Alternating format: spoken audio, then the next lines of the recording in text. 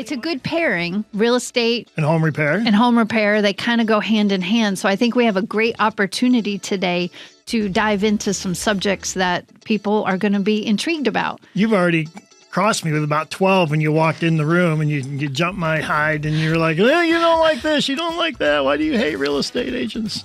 Well, no, I think your thoughts and feelings about real estate agents are what mirror what many people think. So I don't mind at all digging into what drives Dave crazy as a show. I think it'll be fun because I think people, and I'm not going to take it personally. Like, I'm good at my job and I can defend what I do. And I know that the industry, not everybody's alike, and that's okay. But I look at you as being the expert. I mean, you're a WSB expert on real estate. That's right. That's how I look at you. I mean, and you are. You're here every Saturday from 1 to 2. You are. That's just the way it is. And can I ask you a question? Yes. Do we have to still have we nice can. banter? Can we jump can. right? I'm excited to hear what drives Dave crazy. And I just, so all the listeners know that he told me he thinks that what we do is the same as what car salesmen do. In a way. Yeah. So except you do it for 10 times more money than a car, you know. Uh-huh. I'm buying a $40,000 car. Well, that'd be a little dinker car right now. You know, you buy an $80,000 car, I'm buying a $500,000 house. Or more, yeah. Or more. Exactly right. With, Dave Baker money, you could be buying a luxury $1 million property. Well, 2 of them, actually. Okay. I don't get anything by the ones. You got to get them by the 2 because, some people come and visit you and then they don't leave until today or tomorrow or whatever. See, you're familiar. Yes. And I love realtors, and I love to have them on the show because there is so much involved in being a real estate agent that I have no idea. If you have sold a house, you know exactly what I'm talking about. You sit there at the table, sign this, okay? Sign this. What is this? Sign it. Sign this. What is this? Sign it. And you sign your name a dozen times. And More than that. I'm not being funny. I'm not exaggerating. And I'm signing, and I don't know what I'm signing. I'm trusting you to know what I'm signing, but then I realize that you aren't working for me. You're working for the guy selling his house, and that your job is to get the guy selling his house as much money as possible. Is that right? When I represent the seller, my job is to get the seller the most money possible for his house. You're not interested in old Dave and saving Dave some money. Nope. And you keep shoving these things and sign this and sign this. I'm like, what? So when you bought your last house unrepresented, that was exactly the case. So the question is, if you had representation of your own, you would have somebody articulating to you and explaining to you exactly what each of these forms and contracts means.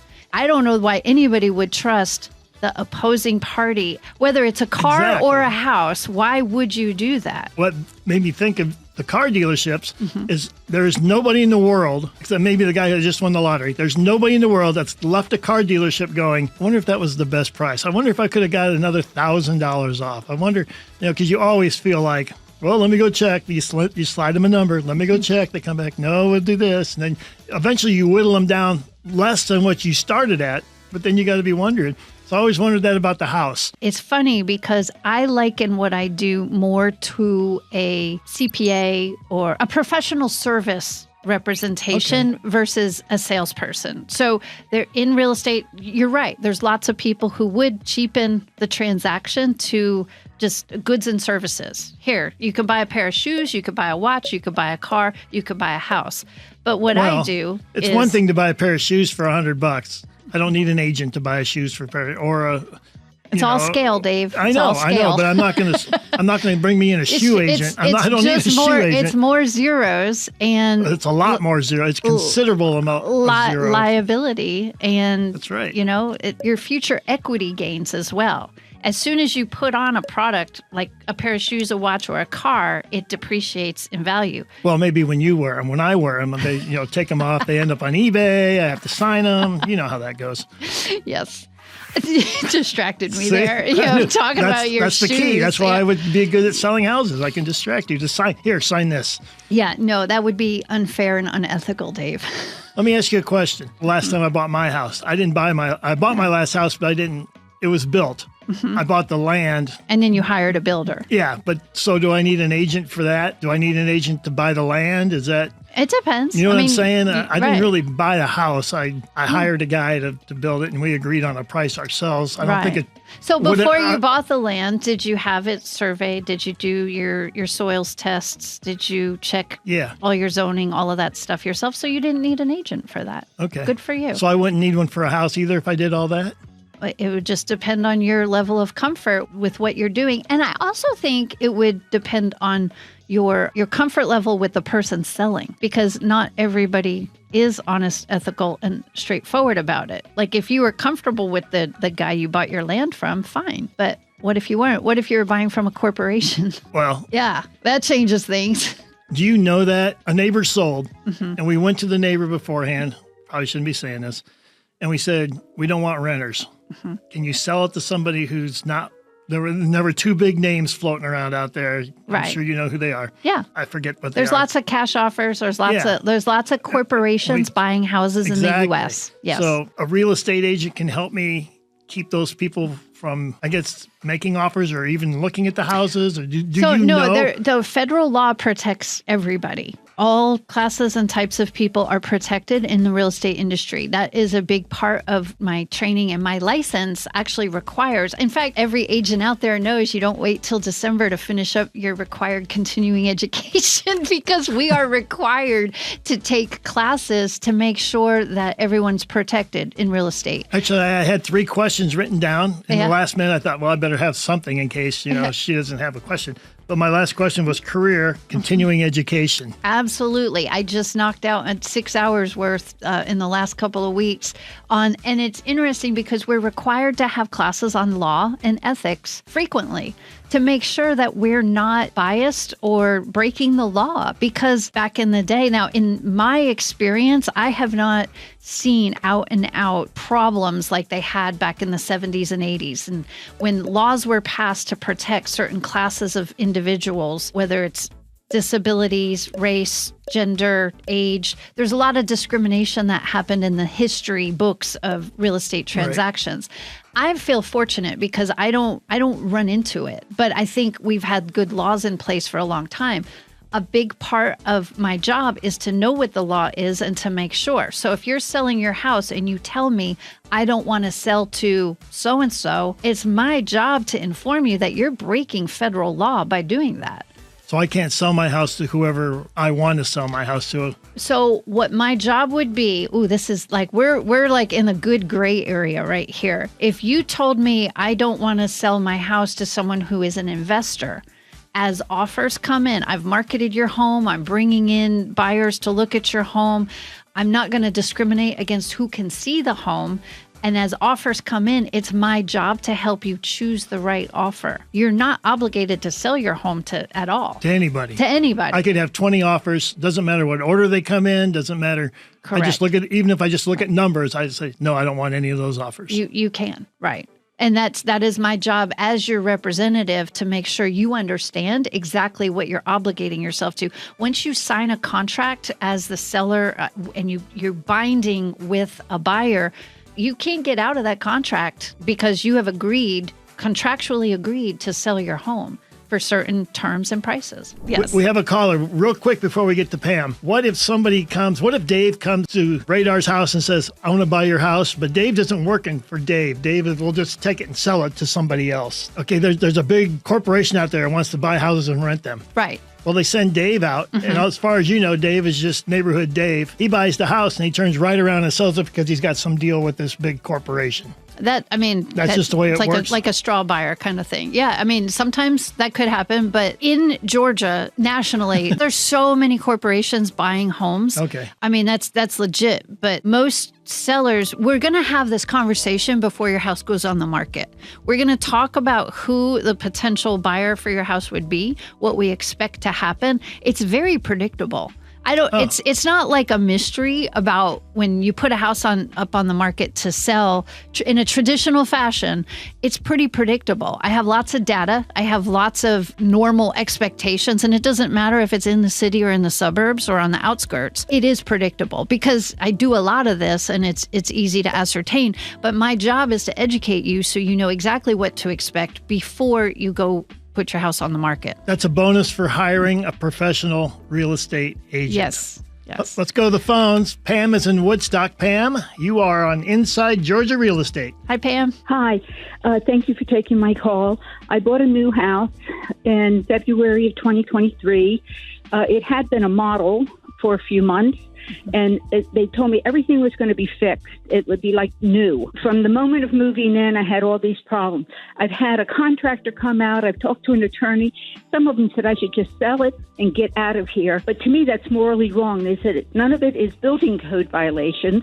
And if the new purchasers don't see it, I don't have anything to worry about. Well, that's interesting. Yeah. So you bought a home from a builder. Yes, from a builder. And did you get a builder warranty? Oh, yes, but those warranties aren't as good as what they say. They are very limited, it appears. My dust mop will hang from the wall. It's like they didn't finish my walls properly, so I can't really clean them. And I'm older with respiratory problems, trying to get the dust out. I had a hole 2 feet by maybe 8 inches behind the microwave, so all the air was coming down on my cooktop. And it took a month or more for me to fight with them to have someone come out and see that it was way too big a hole there, and they had to build the wall up. The cooktop wasn't secured. I had sewage backup, lost my heat at 57 degrees. That sounds terrible. Yeah. Yes. They tried to tell me that the countertops, which are stone, were absorbing the heat, and I had to keep it higher at night, higher than 62. And because I couldn't breathe, I had to keep it at 62. Come to find out, the air returns are not in the bedrooms. They have a little one outside, but it's not sufficient. 2 homes across from me were the same. They didn't have the air returns. Pam, did you, in the building process, prior to purchasing, did you have the home inspected? I most certainly did, and they said these weren't building code violations and that everything should be basically okay. I even had it at the 11th month, and at the 11th month, then the guy stated that the paint job was less than optimal, not just shoddy. My fireplace doesn't have, as we look now underneath the mantle, it's not properly caulked. Over the doorways, the sheetrock doesn't come down. And he has the quality builders insurance. He's won the Builders Award. And this is what you get. I'm so sorry. I'm so sorry that happened. So just for the listeners' knowledge, when you're buying new construction directly from the builder, you can and should get at least, there's a basic 12-month builder warranty, and then there are extended warranties on systems and components, structural. Every builder has a different warranty available, but if depending on the contract that you signed, whether it was a builder contract or a Georgia Association of Realtor contract, your contract is going to outline specifically what the builder is responsible for regarding the warranty part. They can't sell you junk. Like they can't. So you might have a leg to stand on, but unfortunately in Georgia, it is buyer beware, and it's your obligation to inspect and to negotiate with the builder prior to closing on the home. Real quick, see if you know the answer to this, because I'm not sure. If she bought a show house, which is that sounds like what she did, does that 1 month thing start the day she signs for the show house or the day they finish building the show house? It starts at closing. Okay, so it could have sat it's a there new for house. a year. It would be considered new construction if no one had resided in it previously. Okay. Pam, reach out to me on the website and I'll see if I can connect you with some pros that might be able to help. InsideGeorgiaRealEstate.com. Send her an email, Pam. So Dave was asking, following up on Pam's call, like, why do I need you? So I think what has changed, Dave, since 1993, when you last purchased a home, is a lot. I take care of it. That's right. You know how to fix things. It didn't seem we went through a lot of stuff. Back then, the agent drove from house to house, put us in the car, drove us from house to house, knew our budget. Yes. We're looking for something in this price range. Here's a house here. Then we get back in the car and drive 4 miles across town. Here's a house here. Driving, here's a house here. Mm-hmm. Which one do you like? I think that's changed now with recent technology. That's not 30 years old. that's changed. Right. Yes, Dave, the internet changed everything. I know, it ruined a lot of stuff.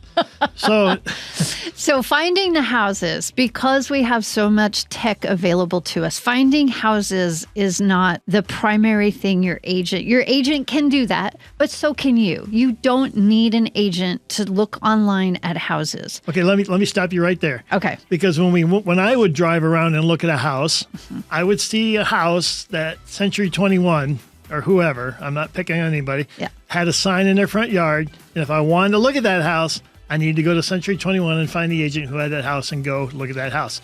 If I went 4 houses down the road and saw a RE/MAX house, I had to go to RE/MAX and find somebody that had that house that would show me that house, because I don't think there was a lot of, I can sell any house I want. There wasn't, buyer's representation was not really a thing back then. Which is out there now. Yes. So now I'm auditioning agents. I'm not looking for houses. I'm looking for agents. Yes. Agents I like to and say, then the agent knows what I want because we sit and talk together. How do I find a decent agent? That would be the question. Now, not how do I find a decent house? It's how do I find a decent agent that will show me houses? Correct. And just to clarify, I interview, I don't audition. Wow. Okay. So places, everyone. Places. 3, 2, 1. Right. So when you're interviewing an agent to represent you, you want to make sure that agent is skilled and knowledgeable, just like you would interview any other person you're going to hire for professional services. How knowledgeable are they about the market? How many homes have they sold? What is their experience level with contracts? Do they know the market data? Do they know what inventory levels are? These are things that a really good agent is going to bring up because you might not know what to ask them. But you just gave me a thought. If anybody is curious for a list of questions to ask an agent to interview, that would be helpful. I actually have one in a buyer guide already made up. You can message me. I could probably figure out how to add it to the website, but message me, because having a list of questions to interview an agent, they're not all created equal. Your aunt or your friend from church or, your neighbor's daughter may not be the most qualified person to represent you. They might be a nice person. Everybody needs a different level of hand-holding through the process. But if you're buying, you're investing $500,000 or more or less, even if it's $300,000. I personally believe that at every price, people deserve full representation and they deserve all the skill and knowledge that I have, regardless of price point. And you shouldn't accept less because you're buying at a lower price point. Just like if you're buying at a higher price point, what you would expect at $1 million house, you should still receive if you're buying a $300,000 house. I mentioned this to you earlier too, because people, they go to church and they know the nice little old couple at church. Oh yeah, they're also real estate agents. And, you feel, we have some things in common maybe. But no, in the back of my head, I want a real estate agent who is kind of on the pricklish side, because I had the L in there, because you don't have to be my best friend. No. You have to get me a house, right? The best house that I want at the money that I can afford. And your agent needs that's what I want. Right. And your agent needs to be capable of having hard conversations done professionally and reasonably. Like, I'm not a difficult person, but I'm not going to shy away from having a hard conversation about things that may be uncomfortable. They're not uncomfortable for me to just have a conversation about, it could be a drainage issue after inspection. It could be a neighbor issue. It could be a HOA issue. It could be a money issue. There's so many things that an agent has to be able and willing to have conversations either with the cooperating agent involved with the listing agent or with the seller directly if we're buying directly from a seller. There's lots of things, but the point is hiring an agent to represent you, I have to have your best interests at heart, and I have to know exactly what you want. And sometimes you don't know the questions to ask when you're buying. You haven't bought a home in 30 years or more. You might not be thinking of the questions that I'm thinking of because I do this all the time. So, and then from a seller side, there is liability attached to selling a house that maybe people aren't as conscious of.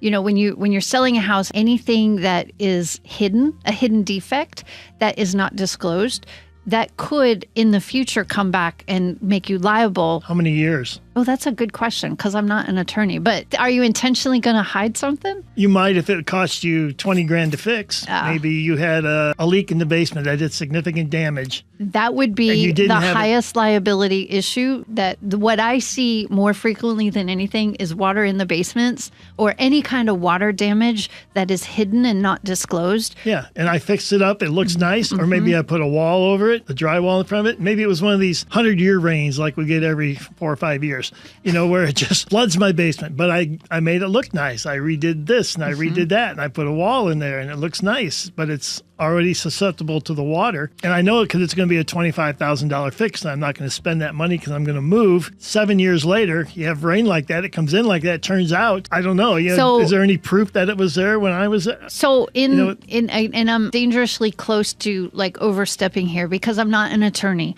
but what I know is when I have a buyer who has bought a house and then later on, because this has happened, where later on issues come up, especially with water, where we have to, it's in Georgia, it's always buyer beware. And it's our duty to inspect and to make sure that we're certain that everything is as it says.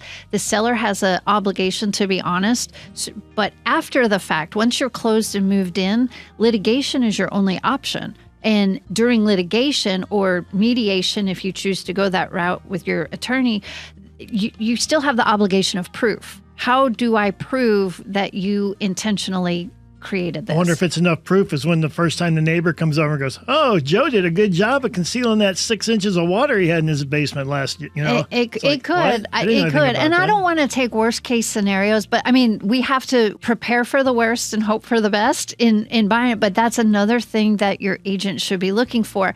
On my YouTube page, that I've taken clips from when I was a guest on your show and we talked so much about water. I'll never forget that show. Yeah, it was a good one. Yeah, big spike in the listenership that day. So I took clips of it because there's so much good education about what to look for when you're looking at a home and how to find signs of previous water damage that you could be looking for in advance. Does any of that come back on the agent? I buy a $100,000 house. I'm just throwing easy numbers. I buy a $100,000 house and I find out it had $10,000 worth of damage that could have been refixed, but the guy lied to you, but so you didn't know. I have an obligation to be truthful and to protect your interests.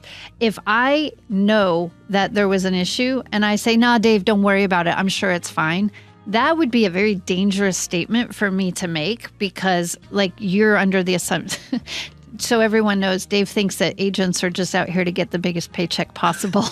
So we're having this off the air conversation as well. When you hire an agent who is only motivated by getting their next paycheck, you better be aware. You got the wrong agent? You got the wrong agent. If you hire somebody like me who actually cares about, or any of the agents who out there are thousands of fantastic agents who do this for a living and they're good at their job, really good at their job. Those are the people you want to hire because they're looking out for things and they will tell you right to your face, "Dave, this is not the house for you. This house has damage. It may be in the right school district and the right price point, and it might have pretty new paint and light fixtures, but this house has flaws, and I think we can find a better house for you." Am I at a disadvantage by just assuming that part-time realtors are not going to fit what I want because they're not going to be as devoted to learning everything and keeping up to date on everything? So I don't want you to bury every part, Right, because there are people out there who are skilled and professional, but to stay on top of the education, the technology and knowledge and market data, I do this way more than 40 hours a week. And I always feel like I'm scrambling to keep up with all the changes and just the market data alone. Heck, interest rates alone, finance. There's so many things to know that if I had a 40-hour work week at another job, could I possibly keep up with all the enormous amount of information? I'm not sure that really feasible. Jim is in Cartersville. Jim, welcome to Inside Georgia Real Estate. Oh, good afternoon, Mr. Dave. Thanks for taking the call. I was wondering if there are any situations under which our host or our guest or your guest would recommend or suggest not inspection on a property? I think this is an excellent question, and it comes up all the time. I would start with your level of skill. Because like Dave, home fix-it guy, his skill level is different than an average buyer. So your experience in home ownership and your skill level with your own ability to fix and evaluate problems. That would be one thing. You can skip a home inspection. If you choose to do that, you are limiting your ability for your agent to negotiate on your behalf to get concessions for repairs that you may not see, may not be initially visible to the eye. Professionally, I would rarely, if ever, it'd be hard to get me to recommend that. Now, I did have a situation just recently where the buyer, we got under contract on a house. There was a home inspection done by a professional company I was familiar with, and they gave us a copy of that inspection report to review. We went through it, and the buyer elected to not re-inspect again because we had a full recent inspection report from somebody I trusted that had good information, and the seller had already made the repairs, and we could see that those repairs had been made based on the previous inspection report. In that case, the buyer elected not to do so. But warning, if you fail to do a home inspection and damages come up that were unseen previously, you're kind of, too bad, so sad. Dave, your thoughts? I would never skip that because no matter how good your eyes are, and this week my eyes were good at being a safe cracker, and last week it was drywall guy and a plumber, blah blah blah. You want somebody that does that every day for a living. I could look at a wall and say, this wall looks fine. Whereas a home inspector can look at it and know where to look exactly and go, no, there's some kind of leak either in the roof or the wall or right behind that. The tech that the home inspection companies are using now is really good. They will use these, Dave, you probably know what it's called, but they actually measure the differential in air coming out of an air return and blowing. So they can tell using and they use these infrared looking for heat in the walls. Yeah. So if there's a spot in the attic where like the home inspector can't get to the backside of an attic, they can use their infrared gun and measure if heat is escaping or cool. Like, it's really cool reading a home inspection now versus just even 5 years ago. The difference. I would rather have somebody who did that every day and knew exactly what to look for. Not every house is the same, true, but there's enough from one house to the next where you could say, I saw this over at this house and this was wrong. You have the same thing. Right.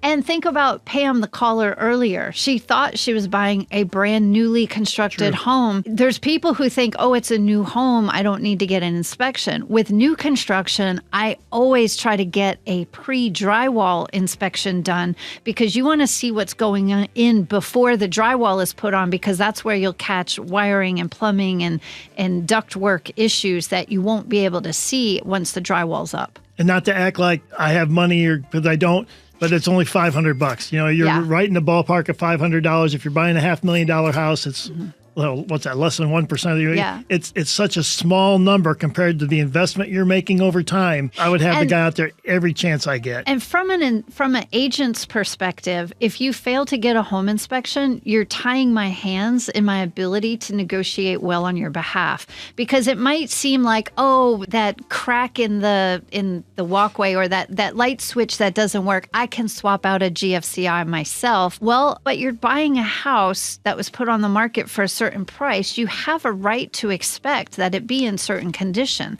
and your agent should be negotiating on your behalf to make sure that you're getting exactly what you thought you were buying. Always better to go with a guy who can look at the serial number on your water heater and go, that's 15 years old, than to look at it and go, this looks nice and shiny. Yes. You get hot water? Oh yeah, we get hot water. Oh, it must be good then. So that would be it would have to be some kind of life-threatening, dire emergency before I would even consider doing that. During the pandemic, we had a lot of people waive home inspection when the market was crazy and there was, 20 offers on every house. And we saw a lot of problematic things happen. The behavior of buyers, they were like, I'll waive my inspection. I'll waive all my rights as a buyer to get the house because I want to win the house.